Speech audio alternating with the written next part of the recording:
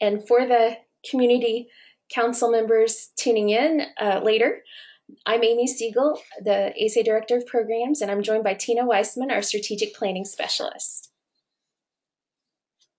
Hi, I'm Tina, and as a Strategic Planning Specialist, I work with all of the schools, sort of as the seventh member of the steering team.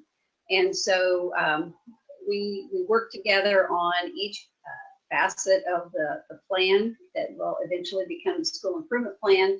And so we're excited about this. We're excited that you're here and in your meeting. And it's really important that you come to the table fired up and ready to go, because your input is so incredibly important. We can't be everywhere.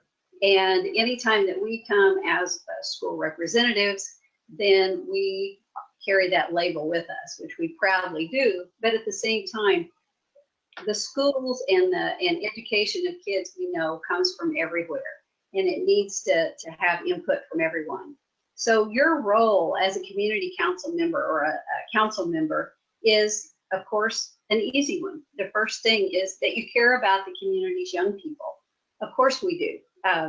You come from all different backgrounds. Some of you may be parents, some of you may be business people, you may be faith-based organizations, whatever it is, but you're coming here, and this is the whole idea, is that all kids can succeed, that they can do well, and that they can have happy lives. And that's, of course, we all want that.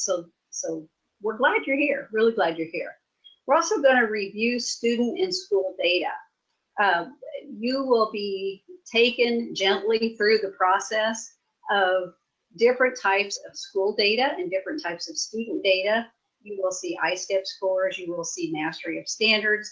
There will be a lot of terminology that may be a little bit confusing, but your good hosts there in your building, I'm sure, will take good care of you on that. And you will be looking at a lot of different perspectives in what's going on with all the different groups that's housed in that building with your kids. And then, of course, it's very important that you provide input from your perspective. We're in education, so we look at everything through the eyes of education. Business people bring a very rich perspective into this arena, because we get kids ready for the workforce. We need that input. We need it desperately. We also need it from all community members, all players in this group. So, you know, don't ever feel that you don't have a great deal to offer. So once again, thank you so much for doing this. And now you see what your role is. Now we're going to go over, since it's our first council meeting, we're going to look at the overview of the year. In the first semester, in October, the question we're going to be answering is, what can we do to support each intervention? Last year, our team put together a school improvement plan that included interventions that hopefully will raise student achievement for all of our kids. So the first question we ask is, what can each of us do to support those interventions? In December, we're going to look at data to see what evidence do we have that indicates each intervention is having the desired impact on adult practices. All of our interventions should be designed to change adult practices so that all students can learn and achieve. In the second semester, we're going to update our school improvement plan so that it is ready for the 2018-19 school year. We'll continue to implement our interventions, but we're going to, in our meetings, we're going to be looking at updating our school improvement plan. We're going to, in January, look at achievement data. Based on what we know now, do we need to update our goals? In February, we're going to ask, based on what we know now, do we need to update our root causes? In March, we'll ask, based on what we know now, do we need to update our interventions? So that brings us to the task of today. Council input with the intervention implementation. So the schools were working last spring, put together a group of interventions based on the data, so that each plan is not just something that's just out there, but it is for the students specifically in the building at this time. So in the in-person meeting discussion, one at a time, you're going to discuss each intervention in the intervention report, and that has been distributed by the steering team. And Amy will show you just a little bit later when we go into the VTA process page where you can pull up that report and print that out. And then what each council member will do to support to support the successful implementation of that intervention.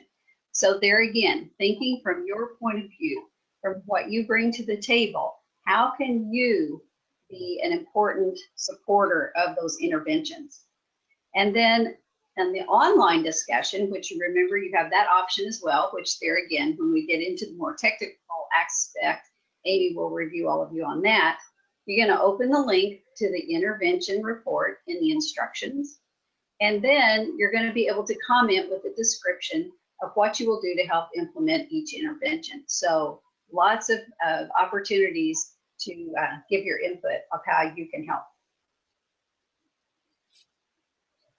And then after today, looking ahead to next month, in November, the Update 3 schools will be sending out invitations for their council members to review and revise their vision statement and to take the SI2 survey. So look for those in November.